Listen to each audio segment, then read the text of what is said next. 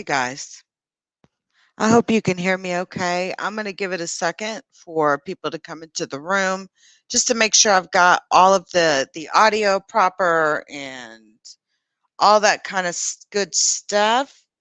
Um, this is a continuation of the um, the case that we were talking about earlier today, in which we covered the closing arguments of Ronnie Oneal, who stood accused of killing his wife, his daughter, and the attempted murder of his son.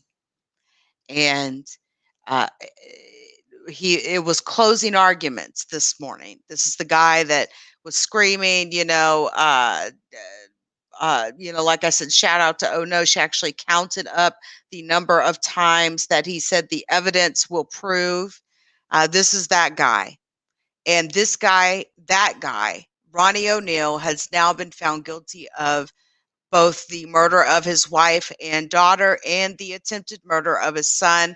I'd like to go ahead and close this case up. And I'd like to go ahead and show you the video of his jury verdict being read. Please note that he was found guilty of 2 counts of first-degree murder, attempted first-degree murder. He was also found guilty of arson because, remember, he tried to light them on fire. He poured gasoline. The son even remembered this. He stabbed his son. He was also found guilty of arson, 2 counts of aggravated child abuse, and resisting an officer without violence. He will be sentenced at a later date, but I'd like for you to listen to the jury read his guilty verdict. And if you're not familiar with who Ronnie Oneal is, give me just a second. I want to get, because sometimes it takes an indicator for people to remember who, we may be talking about. You know what I mean? So this is the guy that I'm talking about, that I'm referring to, okay? Let me get Oh No's video, because that, shout out to Oh No on this one. Hold on, because it actually showed like how many times he was representing himself, basically, in this video. I may not even be able to find it. I'm not sure why it's so difficult. Maybe she put an apostrophe here. I'm not sure where it's at. Well, it doesn't matter. I can just do mine. No problem. Because I've got it in there. Hold on, guys.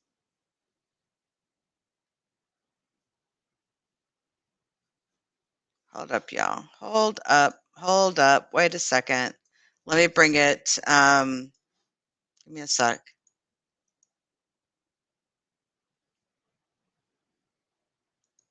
Because I want to familiarize you to who this is. Excuse me. Give me just one second. I got you. I got you. I got you. I promise. All right. Let's see here.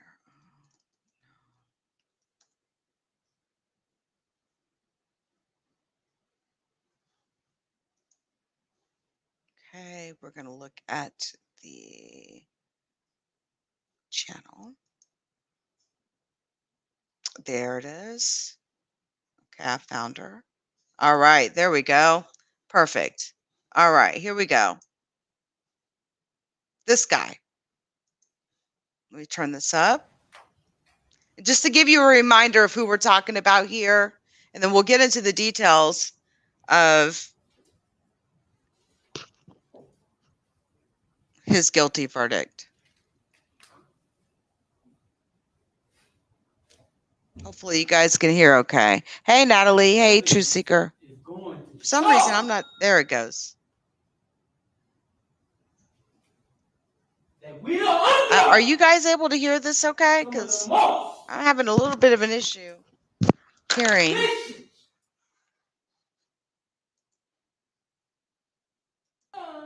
Not sure why. Hold on.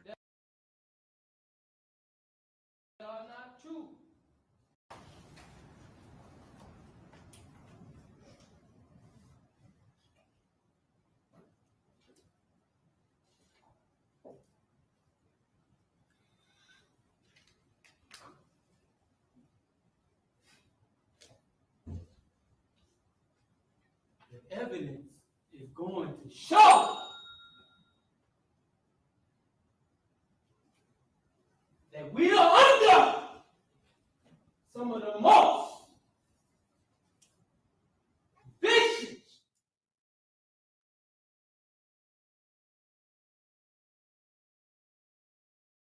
of his mom. The evidence is going to show he did not see me shoot his mom. The evidence is going to show my son said many things that are not true. The evidence is going to show that I called 911 during Kenyatta Barron's 911 call. The evidence is going to show that your representatives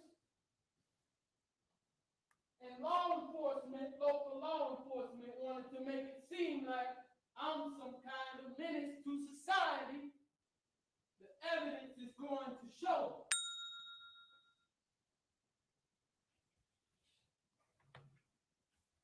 my son did not witness me viciously beat his mom to death.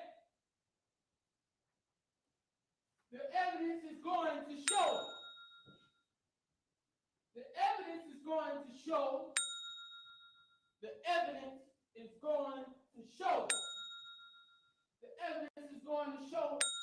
That's what the evidence is going to show. The evidence is going to show. I look alone, but I am backed by a mighty God.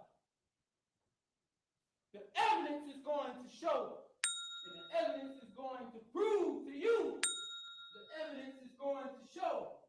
In fact, the evidence is going to show. The CRA is going to show.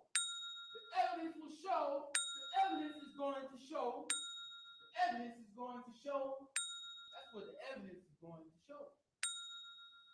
Remember, I told you the evidence will not show you.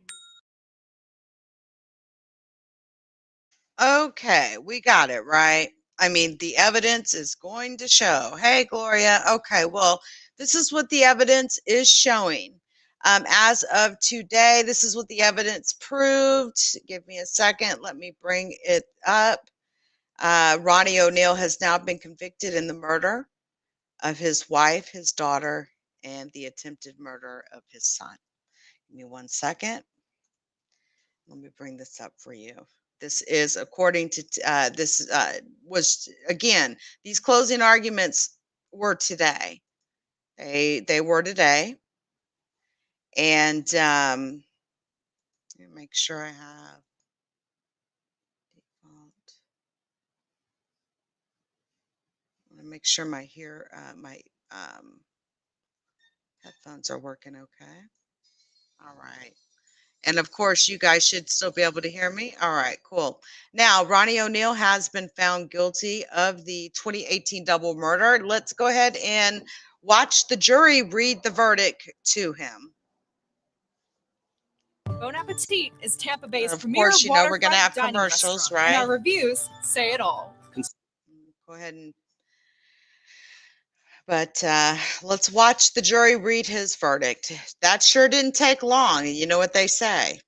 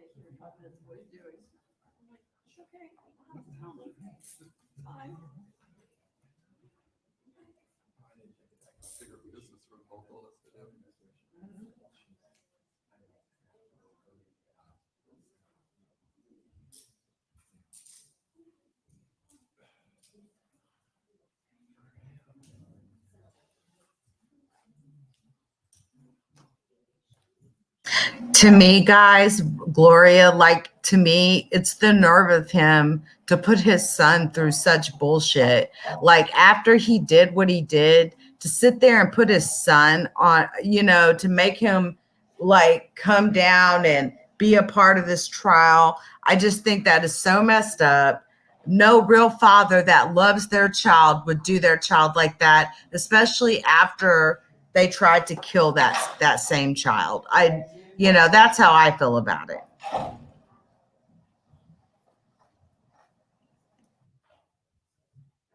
And he's made a joke of himself in his defense. Like his defense of himself was like a joke. But we all have that right. But it took what, 2 hours tops? It didn't take that long for the jury to come back with from their deliberation. So here we go.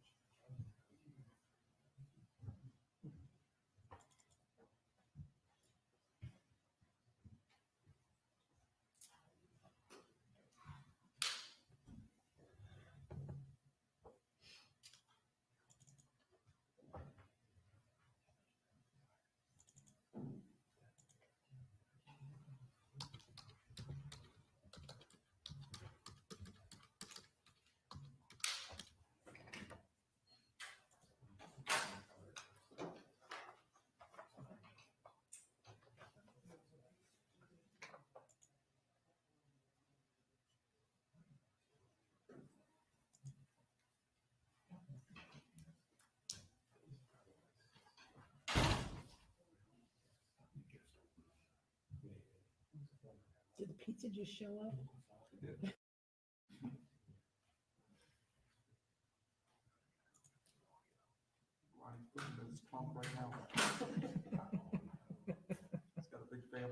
Is it Eddie and Sam?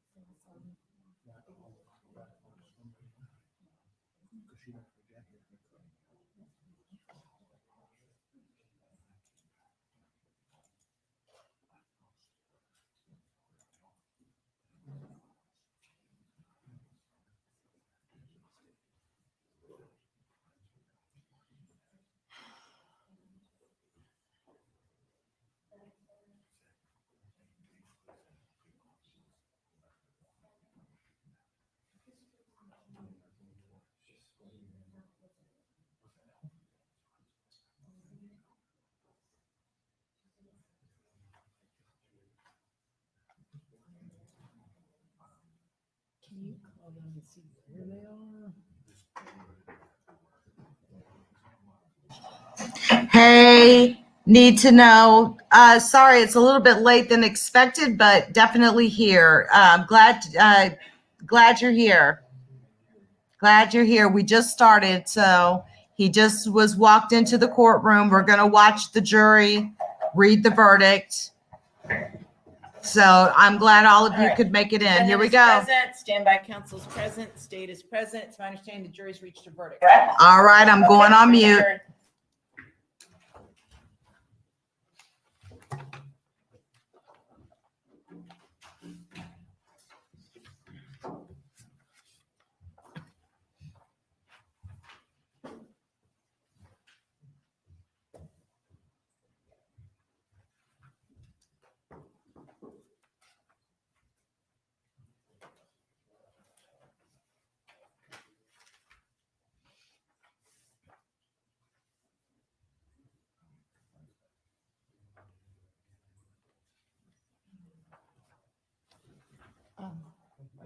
hold them.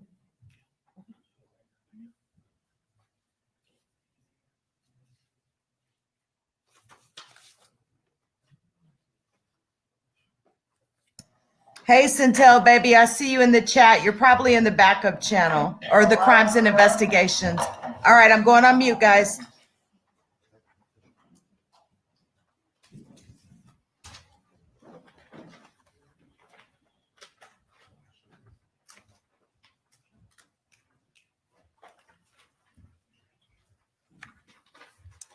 All right, very good. Welcome back, members of the jury. Everyone have a seat. Mr. Cromley, it's my understanding the jury's reached a verdict, correct? Okay, if you hand the verdict form to the bailiff, who will hand it to me.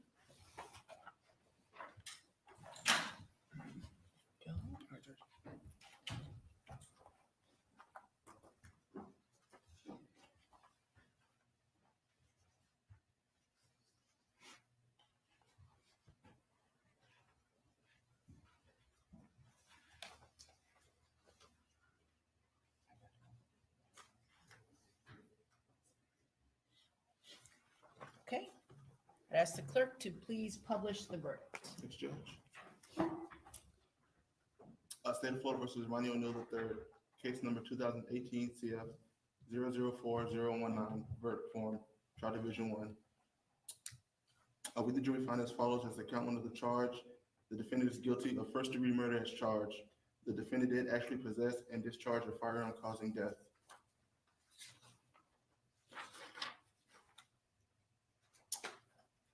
We, the jury, find as follows: as the count 2 of the charge, the defendant is guilty of first-degree murder, premeditated murder, and felony murder. The defendant carried, displayed, used, threatened to use, or attempted to use a weapon.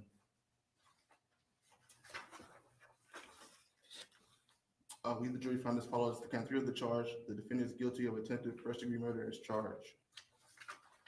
The defendant carried, displayed, used, threatened to use, or attempted to use a weapon. We, the jury, find as follows: the count 4 of the charge, the defendant is guilty of arson of a dwelling as charged. We, the jury, find as follows: the count 5 of the charge, the defendant is guilty of aggravated child abuse as charged. We, the jury, find as follows: the count 6 of the charge, the defendant is guilty of aggravated child abuse as charged. We, the jury, find as follows: the count 7 of the charge, the defendant is guilty of resisting an officer without violence as charged. So say we all dated this 21st day of June 2021.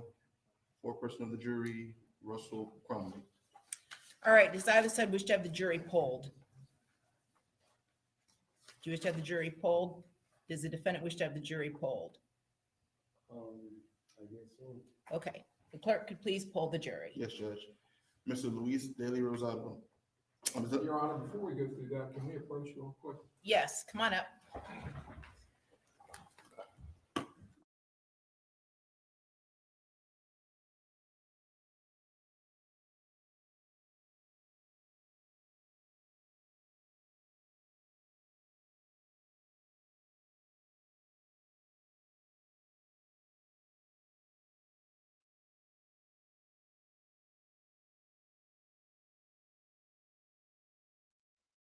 Okay, please poll the jury. Yes, Judge.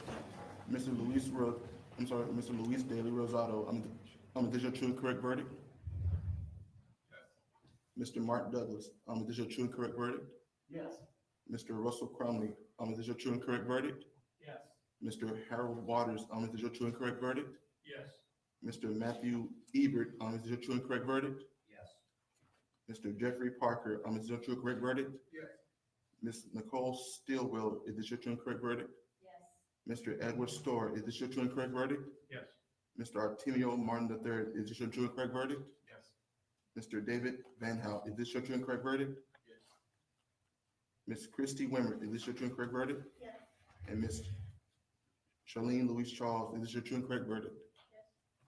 All right, very good. Thank you, members of the jury. So now that you have found the defendant guilty of first-degree murder, that means we will be going into a penalty phase. However, I'm going to give you guys the day off tomorrow. All right, there's some things we need to do as far as to get ready for that phase of the trial, which will begin Wednesday at 9 a.m. I anticipate that we will be concluded by the end of this week. So you don't need to worry about that, but I'm going to give you guys the day off tomorrow. All right. So you can go tend to your personal affairs, do what you need to do, and then we'll see you back here Wednesday at 9 a.m. Since you are still serving as a juror in this case, however, the rules still apply. You can't talk to anyone about this case. You can't do any research about this case. You can't watch, listen to, read any news accounts related to this case. And that will be the rule until I discharge you completely as a juror. All right. So with that, I think the pizza did arrive. So I don't know if you want to grab a slice on your way out the door, but there is pizza back there. And we will see you all on Wednesday morning at 9 a.m. All right. Thank you. All right.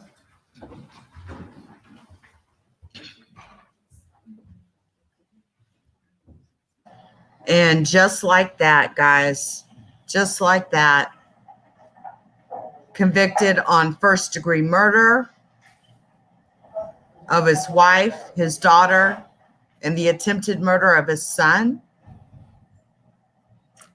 Okay, everyone, have a seat.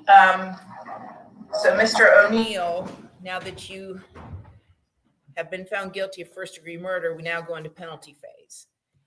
And as you are aware, it gets no more serious for any defendant in any criminal courtroom in this country than what you are facing now. I respect the fact that you chose to represent yourself, and I have to tell you, I think in another lifetime, you would have been an excellent lawyer. I really think that.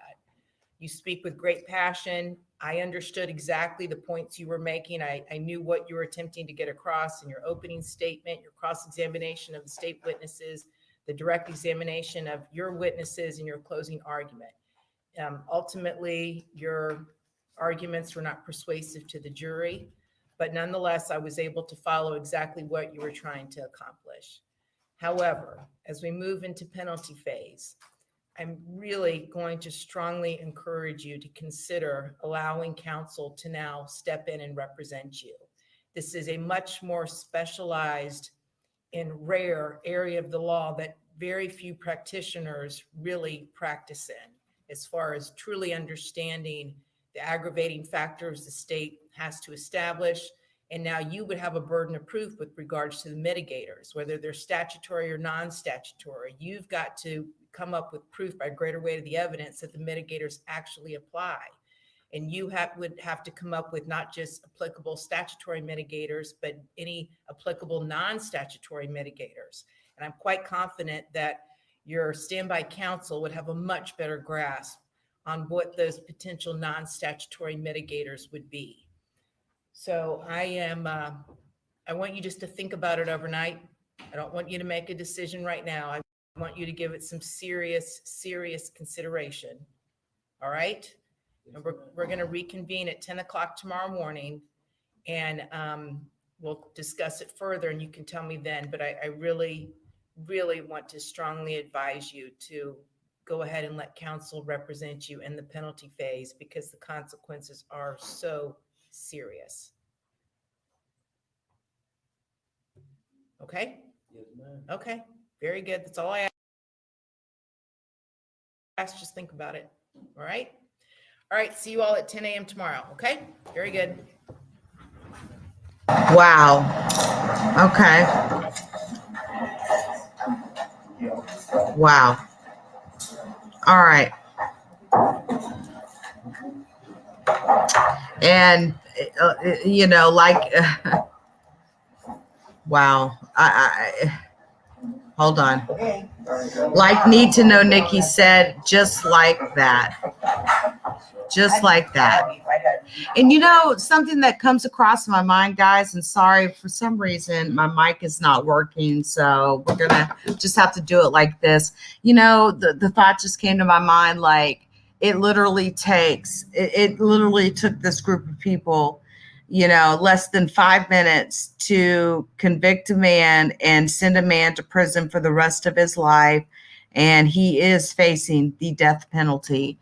And that's how it goes. You know, you get caught up in the system. To you youngsters out there, you know, y'all be out here on this crazy shit. Now, this is different. This man killed his family, okay? Tried to kill his son. But I'm just saying, murder in general, especially the senseless murders that happen out here, you all need to understand that it takes literally less than a few minutes for, a group of people supposed to be your peers, a jury, to put you in prison the rest of your life or to give you a death sentence. You need to understand that. Now, I really hope that I really, really hope that he will take the judge's advice. Now, let's check out this clip here. Hi, I'm attorney Damn Kevin it. I McCullough hate from commercials. Law. I feel like in cases where it's murder involved, or especially of a child, that commercials shouldn't even be allowed on videos. But anyway, this is him saying that he killed Kenyatta.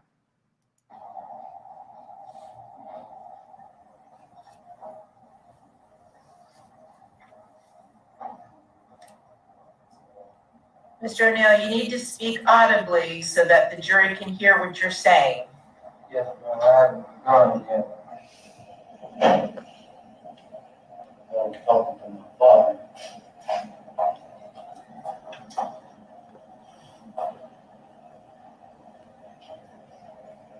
He showed you a fraudulent recording where they allege that I beat Kenyatta Barron to death. He talked about Mr. Khalil Brown, my neighbor who stayed across the street.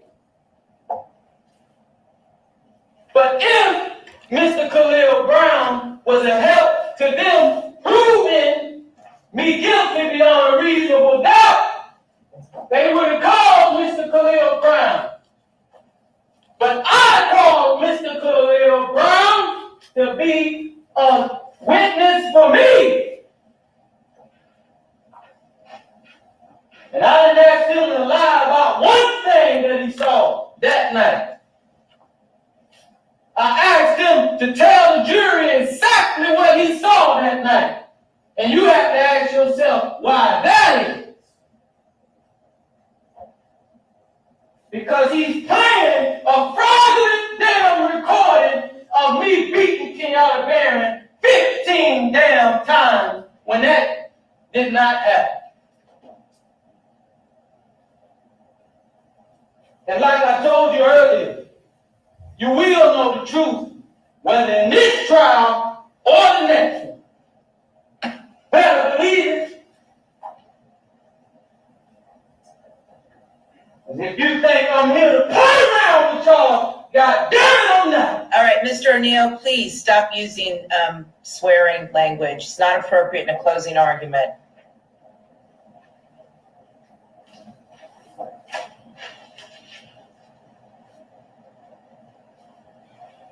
Now he played a recording that was sped up. Why didn't you play the regular recording that people can understand what the caller was saying? Objection to the defendant asking me questions, Your Honor. I'm going to sustain I'm talking to people. Mr. O'Neill, listen, please just keep in mind this is not personal towards the prosecutors. Please keep your comments directed towards the evidence and the law. Thank you.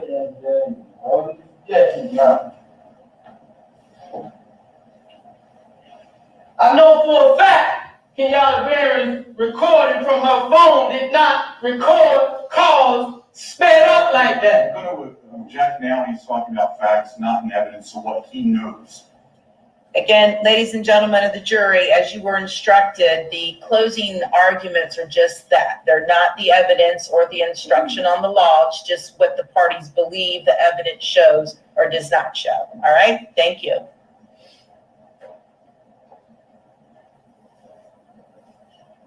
You heard Mr. Khalil Brown. You've been hearing me for 2 weeks now, telling you that they committed criminal acts against me with the 911 call. Listen, Prosecutors began these closing arguments Monday, the same way they began the opening remarks, with the 911 call from 33-year-old Kenyatta Barron, his girlfriend, as she pleaded for her life. Prosecutors said by then she had already been shot, and while the recording continued, Oneal could be heard beating her with a shotgun. Oneal chose to represent himself, much like his opening statements 1 week ago. He yelled as he spoke to jurors, saying his son's statements were inconsistent, and he believes his son was likely coached by a Hillsborough County detective who later adopted him. He said, quote, "I did kill Kenyatta Barron, but I want you to tell it like it is if you're going to tell it." Quote, "In the middle of the night in a Riverview neighborhood, neighbors woke up as the violent rampage took place. Soon after, first responders arrived at the gruesome scene. One neighbor testified saying he watched Oneal strike and shoot Kenyatta Barron. Her body was found outside of the home. The young man witnessed Barron running for her life and described it in detail to the jury. Quote, "His wife tried to run away, and he went and he grabbed her, and he stood over her, striking her 3 times, and he shot her." Prosecutors said Oneal used a hatchet to kill his 9-year-old daughter. Ronivia was her name, had special needs and was not able to talk. And my understanding is she wasn't able to like walk or something. I'm not sure, but she definitely had some sort of special needs. One firefighter testified and recalled carrying the daughter's body out of the home.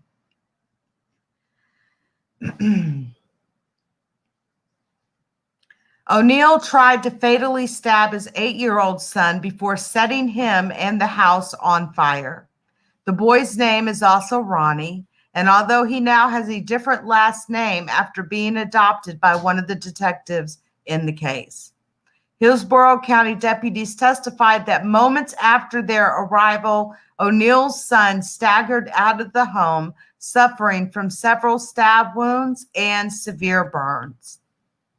The boy was just 8 years old when he said Ronnie Oneal, his father, attacked him after murdering his mom and his 9-year-old sister.